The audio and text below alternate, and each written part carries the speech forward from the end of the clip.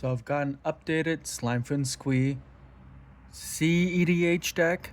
It's not quite CEDH, but it's definitely getting to the ceiling where it can meet CEDH. I did some combos and test hands, and it's not consistently winning on turn 1, turn 2, turn 3, but it has been consistent enough to get like a turn 4, turn 5 win most of the time. But there is one first turn kills, or no, there isn't one first turn kills. There's like multiple first turn kills. But let's go into the deck profile.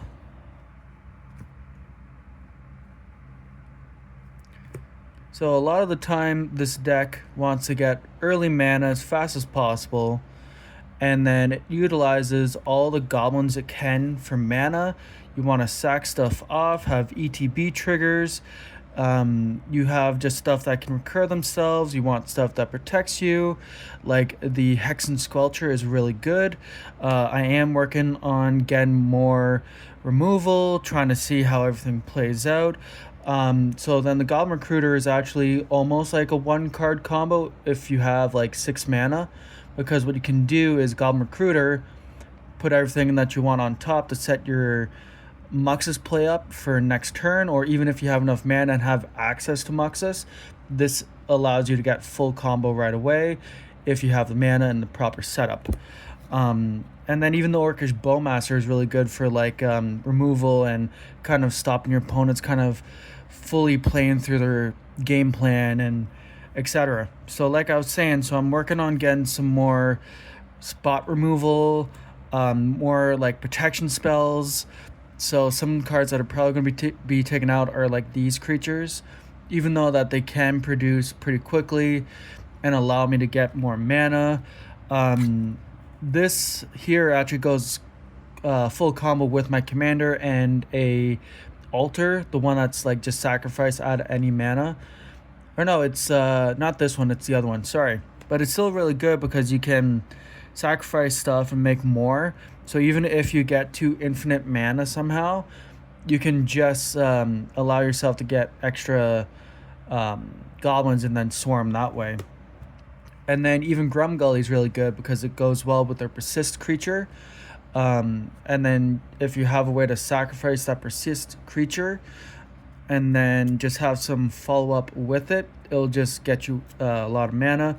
So I did also triple sleeve these cards because this is going to be a CEDH deck, and I want it to be protected enough to be able to play it consistently and not ruin my cards. And even with the Warden Soul Trader is really good because you can just pay life and sacrifice a creature and make some treasure. So it is a combo potential. Even this one allows you to set up your combos. So even if you have Muxus or your Goblin Recruiter, this can allow you to get other cards you need on top, and then you can go Muxus, get the card that you just put on, and continue your combo. And even Goblin Matron is really good because it's a tutor, which then can get you into the other cards you need, or just extra follow-up for when you need it. The Eternal Witness is a new ad. So with Eternal Witness, you can actually use Sonhalf with, and then if you have enough mana and proper setup, you can almost go infinite with the Eternal Witness. I like the Goblin Chieftain because it gives your creatures haste. And then General Greet is a great way to just ping out your opponents when you have creatures entering. Opposition Agent, just because you don't want your opponents to get their tutors off, and so when they tutor, you just tutor for them pretty much. Krenko is always a really great card. There was a time where I wanted to take him out, but he's just really great. He is a combo potential with one of the artifacts and a sack outlet. So the artifact that goes with him is, I forget the name, but whenever a creature dies, you can untap him. So then the combo would be somehow have him have no summon sickness or haste, have a sacrifice outlet, and then you just continuously make more and more stuff because you're untapping him every single time a creature happens to die.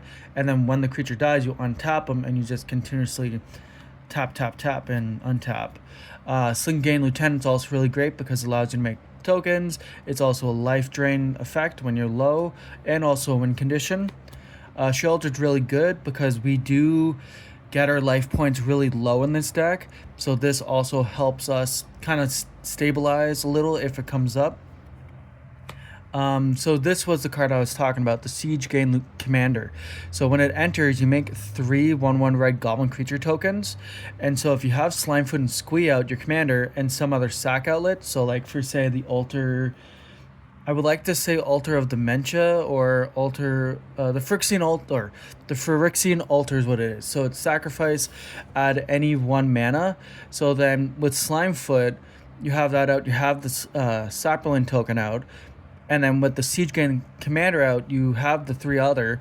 So you would actually sacrifice the commander, sacrifice the Siege Gain Commander and 2 other goblins, and then you have 4 mana you need to use Slimefoot and Squee's ability to return the Siege Gain Commander and your commander. And from all of that, you have 1 extra red, 1 extra 1/1 red goblin creature token. And then when you get to like an infinite amount of goblins, you can actually use Siege Gain's commander second ability to sacrifice a goblin, deal 2 damage to any target. So it's a 3-card combo right there. Kiki-Jiki is also really great because it is a combo potential as well. The fact that it's a shaman allows you to do some pretty janky shit with the staff. So I know it's a staff, like it's the one that also pairs well with Kranko, and so just by making a token of something, sacking it, it allows you to untap. So there is infinite combo potential with Kiki-Jiki as well. Gwenum is also really great because there is a turn 1 you can do with this, or later on there's a 2-card combo you can do with Gwenum. So with the top, you're able to just filter through the top cards of your deck to filter out lands with the top, and then you can just draw the top and cast it and etc. But then whenever you attack with Gwenum, you can just have a Ballistus Citadel type effect. We can just pay life to cast spells off the top of your deck, which is really great because you can get your combo pieces faster. Muxus is kind of like our finisher. Well, it's kind of like our card to get into our finisher because it allows us to get into our combo pieces quicker. And we can just like this gets us the win if we have the proper setup. And so the way that we set it up is actually with the Goblin Recruiter, because you have Goblin Recruiter, put this on top, and then you put 6 other goblins that you need to win the game. And then we have a Worldly Tutor just because, like, again, it's puts something on the top, cast it for free. We have an Entomb, so we can put a card into the graveyard, we can reanimate it, we can bring it back with Slimefoot and Squee. We can even use it to filter through the deck for stuff that we need. And then there is something that I've realized that you can do is actually have Eternal Witness out, have the Kiki-Jiki out. Entomb allows you to put a creature into just a card into the graveyard. And then you can use Kiki-Jiki to make a copy token of the... I forgot what the card was again. Let me see here for a second. The Eternal Witness, because whenever you make the token with the Kiki-Jiki, it enters, and then the Eternal Witness effect allows us to add a card back from the graveyard back to hand. So Entomb is almost like a free tutor with extra setup, and it's 1 mana. Dark Ritual, just because it's extra mana that we can filter. Songs of the Damned, again, is more mana we can filter. The Cabal Ritual is also extra mana. I am thinking about putting some like a Season Song, like some of the red tutors, or not tutors but rituals. So this is our only counterspell in the deck. Right now I am looking into finding some viable counters in red or black or green. So if you have any that you'd recommend, put it in the comments. It would be very grateful and very appreciated for that, because I am trying to look. Like, a lot of the stuff that I find is like redirect spells. So like Pyroblast is one of them, is really great. Or I think it's Pyroblast. No, I think Pyroblast like gets rid of blue stuff, but like again, I don't know how many times I'm going to play against a blue deck. Um, so if you have any recommendations on counter spells or like removal spells that are in these colors, please leave a like, put a comment saying which card you think would be really great for this deck, and I'll get back to you in the comments. And then this is also like a Entomb tutor, because you can either get the creature into your graveyard or to hand, which is really great depending on what you need. And like it's also great because if you don't want to cast a spell and you have like a reanimate spell, you can actually dump the creature into the graveyard and then get it back from that way. And then this just makes more tokens, so this might be a card I cut, but then it can also help us pump up our creatures if we need to. It's kind of utility. Again, it's also the same thing with, you see a pair of goblins. Sonhalf is really great with Eternal Witness because it can pretty much allow you to tutor while using extra steps by killing your Eternal Witness. So if you have a tutor in Sonhalf and Eternal Witness and you have almost infinite mana, you can just filter through your whole deck, search whatever you need, and go infinite. And then we have the Ad Nauseam. So this was one of the cards that kind of kills us pretty quick if we don't get the cards we need. That's why I also play the Sheoldred. So something I've realized is I could go Ad Nauseam, almost go down to 0. And for say I have the One Ring out at like 5 or say, I can have my Sheoldred gain me back that life. But again, the highly likelihood of that happening with the Sheoldred and everything like that is pretty low. But there is the odd case where I do have all that stuff out. I'm on low life. And then I could draw some cards off the One Ring. And then I could use Ad Nauseam later on in the game or very early in the game. Get cards we need. And then try to gain back life or just win on the spot from there. Reanimate just because we can get stuff back from the graveyard. Farseek because we need our lands. So we just tutor for them. Oh, card stuck. Just because we need more lands. Diabolic Intent. So this is a great sacrifice outlet / tutor, because if we need something in the graveyard to have an ETB effect to bring back, we can kind of hit 2 birds with 1 stone in that case. So then just makes more goblins. Kind of is like these kind of spells actually work as mana to some degree, because with the amount of times you sacrifice stuff, it's almost like ammunition and like extra mana, because you can just sack stuff to deal damage. When they come in, extra damage. When they attack, extra damage. So it is very what's the word I'm looking for? Like multi-purposed, but I might take these spells out for like some extra protection or removal, but it's almost like it is its own removal when you have a proper setup. Jessica's Will, because it's extra mana and helps us to get our first turn wins and stuff like that.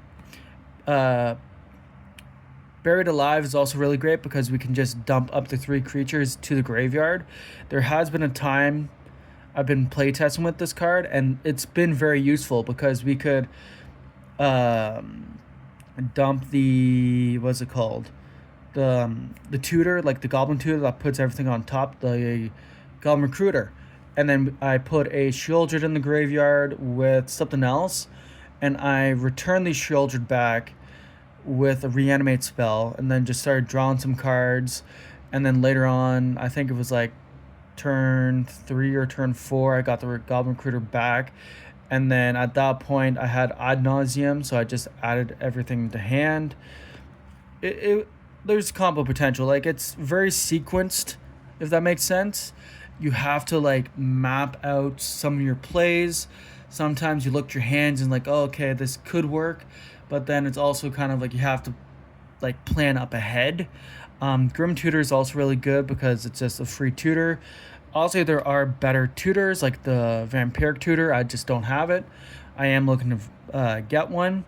The Horden Outcast is really good because it just makes 3 1/1 red goblin creature tokens. Oh, hang on. Camera's almost falling down. Lotus Petal just because it's free mana. Mana Vault because it's extra like turbo. Even if we don't have the mana to untap it, it can help us win turn one. Soul Ring again, just extra mana. The Sensei's Divine on top is really great because it allows us to go infinite with the Gwenum. Because if we have a land on top, we can actually use the Sensei's to draw a card off the top, put this back on top, pay 1 life, play it, and then repeat the process over again until you win. Altar of the Brood just to mill your opponents out. Skull Clamp just draw some cards. Arcane Signet to mana fix. Thornbait Staff allows us to untap and generate a lot of extra stuff that we would like. Lightning Greaves, so there has been a turn 1 where it's like on your 8th draw, like first turn draw for turn, you can actually have Lightning Greaves attached to Gwenum to attack right away to trigger everything. And then, yeah. Ashnod's Altar just because it's extra mana. I prefer the Phyrexian Altar because this allows us to go infinite with 2 other cards, our Commander and the Lieutenant. The one that comes in makes 3 1/1s, and then it also has ability where it can deal damage by sacking stuff. So it's really great. The One Ring because it gives us protection and allows us to draw some cards. Sylvan Libraries is kind of like the same thing. It allows us to get into our deck deeper. Earthcraft is like I don't know how to explain it, but it's like almost like a soul ring. Not really, like it's what do I want to try to explain? It's like almost like a Phyrexian altar to some extent. Also, you're not sacking the creature, but it has to do with tapping the creature to untap a basic land. It's like one of those elves where it's like you can tap it to untap a forest. So this has gotten me to a point where like I had like 3 mana and like 5 creatures. Well, those 5 creatures act like mana. So it's like extra mana for us. The Goblin Bombardment just allows us to deal some damage. Impact Tremors allows us to do damage. Food Chain is really great, so we can just sacrifice a creature, exile it, and then make extra mana. So I am looking for a SQUEE the Immortal, so that's also extra like mana there. Phyrexian Arena just to draw some more cards. And then some of the lands the lands we play. Oh, the card's stuck on the bottom there. So I play a Misty Rainforest just to tutor some lands. Scalding Torn to get us some mountains. Yeah, mountain cards. This allows us to get mountain and forests. This allows us to get swamps and forests. Gets us a land. Gets us a land. Tutors a land. Like, you kind of get the point. Like, we play some tutors to get the lands. This can also like cycle to draw a card. This land cycles. We have some shocks. I think these are shock lands where you pay 2 life and they come in untapped. So, and we also have a Yawgmoth, Tomb of Yawgmoth, or Urborg, Tomb of Yawgmoth, so our lands become swamps. Command Tower, Temple because we can scribe one, Pain Land, and then just some basics.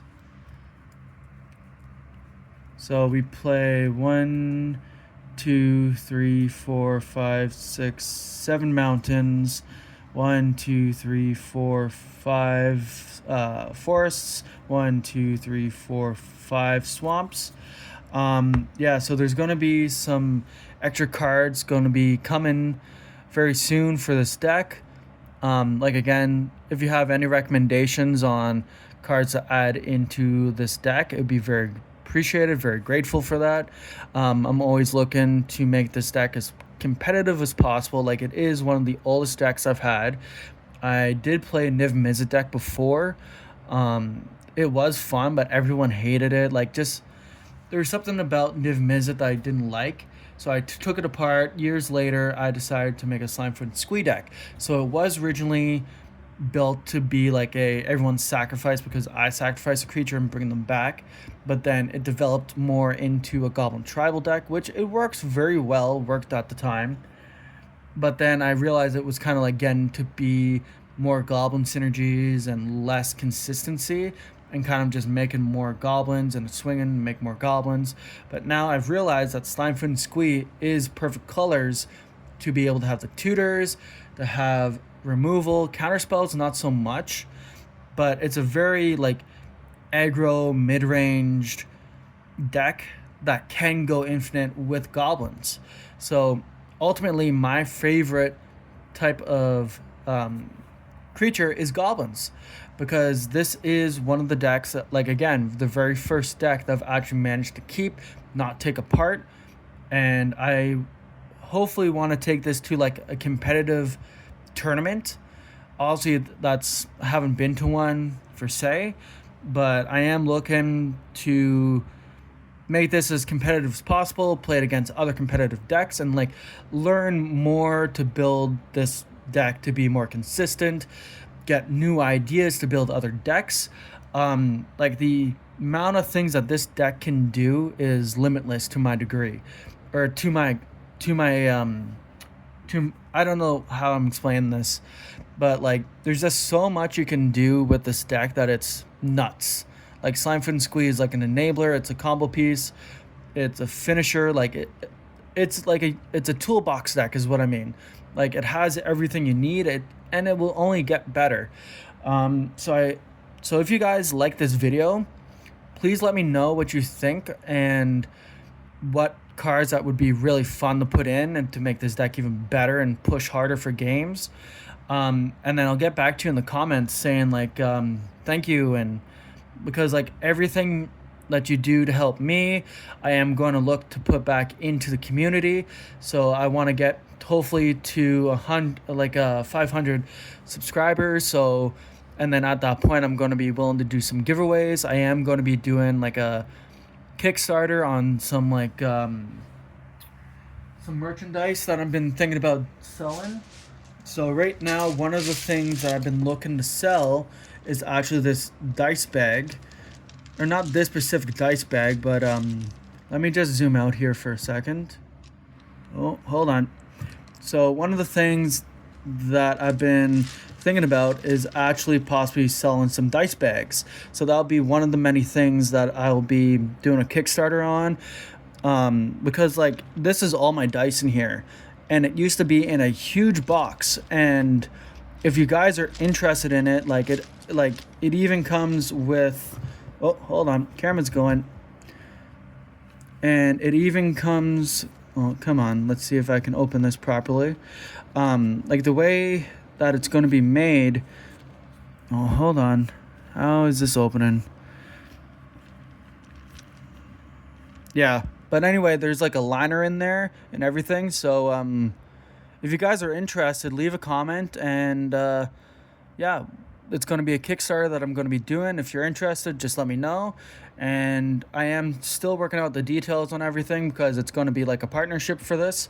But yeah, so leave a like, comment, subscribe if you haven't already. See you in the next video.